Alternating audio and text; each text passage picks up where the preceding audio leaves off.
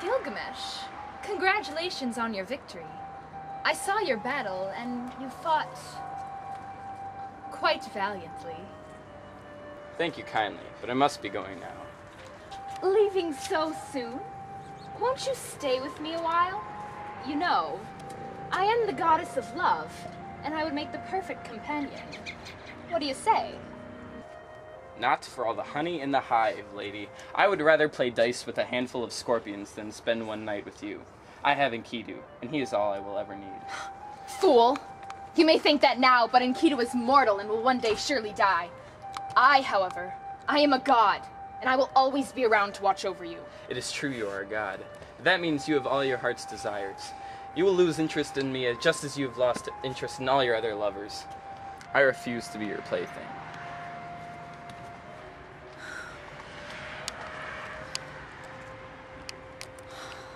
Oh, you poor, conceited man. You will rue the day you spat such venom at a goddess.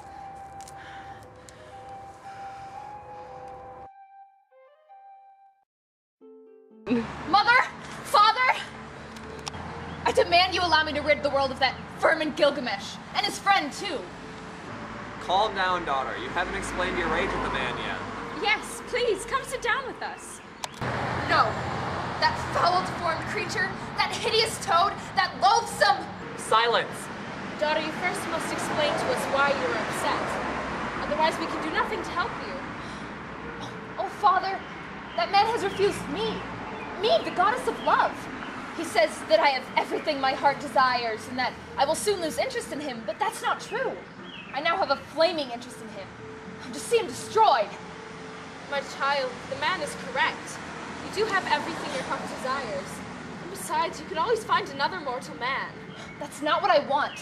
What I want is to see that man, that beast, destroyed by something as foul as him. I know. The bull of heaven. Let me release it upon him and his friend to truly challenge their worth. Daughter, you know as well as I what that bull will do to them, and the city of Uruk. It will unleash a famine that lasts for 7 years. Are you prepared to deal with those consequences? Oh, Father, of course I am. Would I be asking to unshackle the bull if I wasn't? What use are these mortals to me, I guess? Do with the bull what you want. But if you unleash a famine, and the people are not protected... Thank you, Father! You will not regret it. To see their blood spilled will be mere entertainment for you both.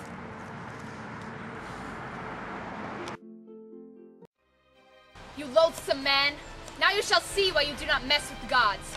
Tremble before this power I'm about to unleash upon you. May you perish before you speak another word to your dear friend.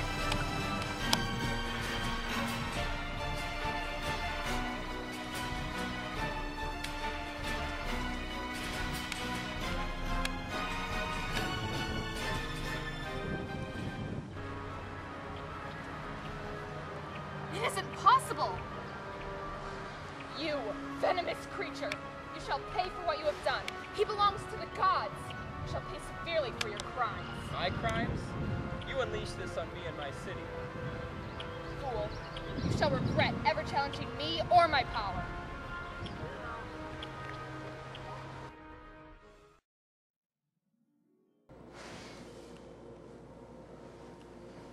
What is it, dear friend? I had a dream that the Council of the Gods was meeting to decide our fate. Ishtar was overcome by rage due to our success and has called upon the gods to punish us.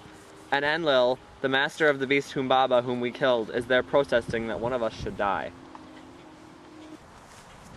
These men, they have caused nothing but trouble. We should be rid of them immediately. Well, we can't just kill them both off. I know my daughter did send down the bull upon them. Mother! Silence, child. What the gods say is true. Do not harm my boys, for they have been prompted to do what they did by the gods themselves. Exactly. They killed my poor beast. And that is why they both must perish. They are a nuisance to this earth. Calm yourself, daughter. There's no way we can justify killing them both. You cannot justify killing either one of them. Silence! These men must pay, but I think the fairest punishment we can give them is to only kill one of the men. What? Are we cowards? Afraid of what the mortals might think? We are gods and we should be able to punish harshly if necessary. Killing one of them is punishing harshly. Well, if one must die, I believe it should be Enkidu. After all, he was the reason that Humabu was murdered. Gilgamesh wasn't strong enough to kill the beast, but Enkidu ignored Humaba's pleas and murdered him in cold blood.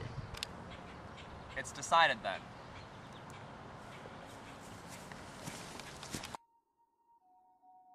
Brother, I cannot hold on much longer. Enlil, I know this is your doing. You're a weakling for just killing off your foes instead of facing them. Come down here and face me. Enkidu, calm yourself. This type of strain could send you over the edge. Please, dear friend, hold on. Hold on for me. Maybe if I plead or pray more of you. Stop. There's no way this curse will be lifted. I'm done for. I had a dream the last couple of nights. A glimpse, it seems, into what the underworld will have in store for me. It was dark there, and all the men, including the priests, were feathered and filthy. All there was to drink or eat there was dirt, bone-dry earth crackling under the heat of the earth's core. Don't speak of these things. You will go to the portion of the underworld where you will be honored for your valor. Oh, naive Gilgamesh, I can't go there. That land is reserved for those who die a heroic death, a death in battle. I can never be deemed a hero because I died from illness. No, this cannot be. Please, leave me be. I cannot stand looking at you, knowing I will go where you will never go. But Go.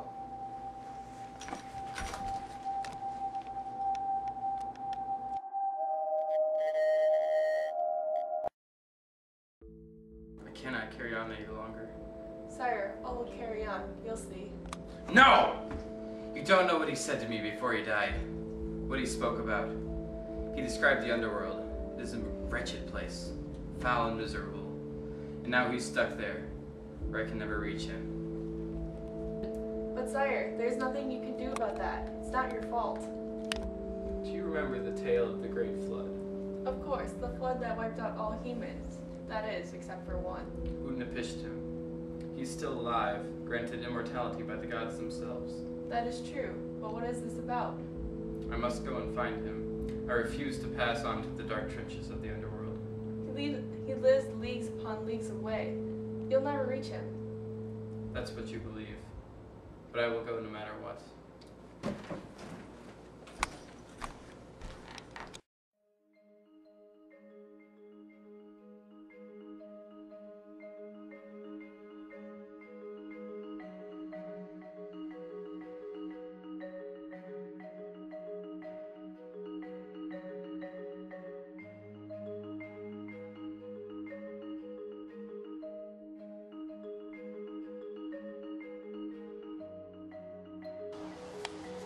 Halt ye! And where do you think you're going? Oh ma'am, I've traveled for days to reach you. I must urgently speak to Utnapishtim. Oh, really? And why is that? My friend has passed and has told me of what awaits for us all in the underworld. I cannot face this punishment. Yes, I understand. All right, I'll help you get to Utnapishtim. Every day Shemesh crosses the ocean and leaves behind a trail of turbulence that no man can swim through, as you can see.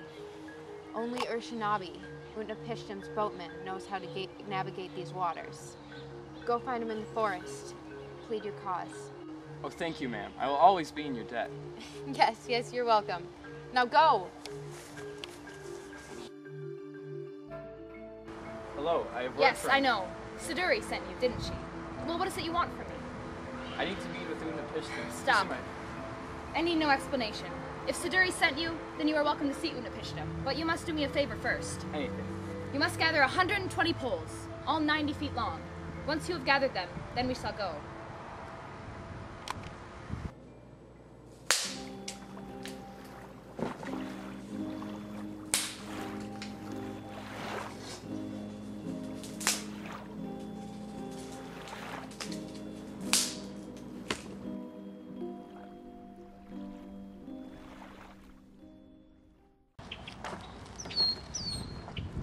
Identify yourself, young man, for I can see you have journeyed far, and I'm sure you have great reason to see a man such as myself. My name is Gilgamesh, and I seek the man named Utnapishtim. Well then, don't search far. What is it you need to know? Please, tell me, how did you gain immortality? Gilgamesh, my immortality is but a stroke of luck. You see, when the gods were preparing for the Great Flood, the god Ea disagreed. He believed some human should live, and I was the lucky one. To be chosen by him to survive. The immortality granted me only came from the shame that the god Enlil felt for destroying all my kin. Oh, sir, I yearn for your knowledge and advice. I have heard what the underworld has in store for me, and I cannot go there. I wish to be immortal like you. My son, these fears you possess are normal, for death and the underworld are hard to understand. But listen, the gods created that place for a reason. But, sir, Please. When the gods give life, they also decide the day of death for every mortal. Do not grieve mortality, for nothing truly lives forever. but you shall live forever. What you say can be considered true. But Gilgamesh, to me, it's not. I died long ago. Everyone I knew growing up is gone.